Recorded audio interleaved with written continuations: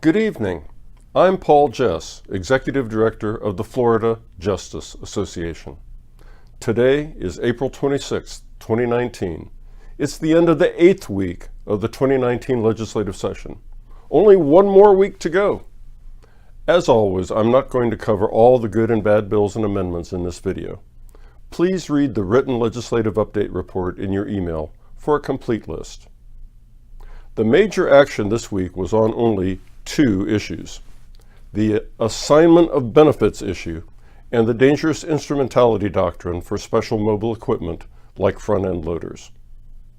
On Tuesday, the assignment of benefits, or AOB bill, was heard on the Senate floor on a second reading.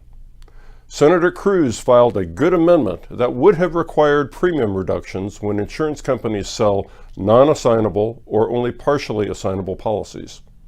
Unfortunately, the amendment failed on a vote of 17 to 19.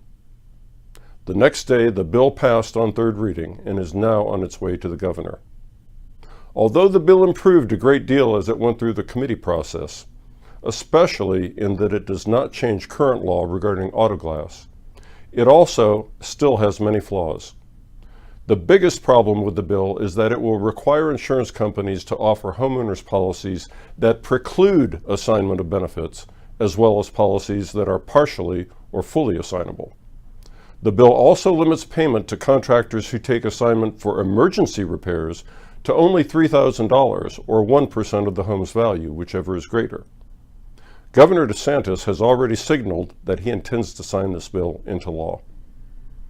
On Wednesday, the Senate also considered the Senate bill on the dangerous instrumentality doctrine for equipment like front-end loaders, Senate Bill 862. The bill was improved in the committee process by an amendment that raised the amount of insurance required to immunize the owners of special mobile equipment if they lease the equipment and require the lessee to have liability insurance. The amendment raised the insurance required from $100,300 to $250,500. On the Senate floor, Senator Rouson filed a good amendment that would have made clear that the insurance had to be in effect at the time of the incident for the immunity to apply. He had to withdraw the amendment, however, when it became clear that there were not enough votes to pass it.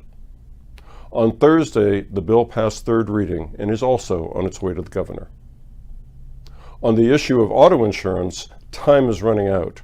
Senator Tom Lee's good auto insurance bill, Senate Bill 1052, which would move Florida to a mandatory bodily injury liability auto insurance standard, is still stuck in the Senate Appropriations Committee. At this time, it does not appear likely that it will pass this session. In better news, many of the worst bills we have faced this session are also still stuck in committees and are very unlikely to pass.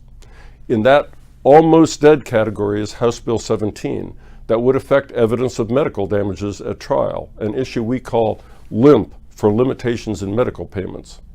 That same bill at one time would have put a cap on non-economic damages and created an affirmative defense in product liability cases. Also in the almost dead category is the very bad workers' compensation bill. Again, many thanks to your FJA leaders and members who have been coming to Tallahassee to protect the rights of your clients. The last week of this session looks to be slower than most years on our issues. We will mainly be on the lookout for bad amendments that may pop up, but we will also be lobbying for good amendments that may pop up. Thank you for everything you do for your clients, for all Floridians, and thank you for being a member of the Florida Justice Association.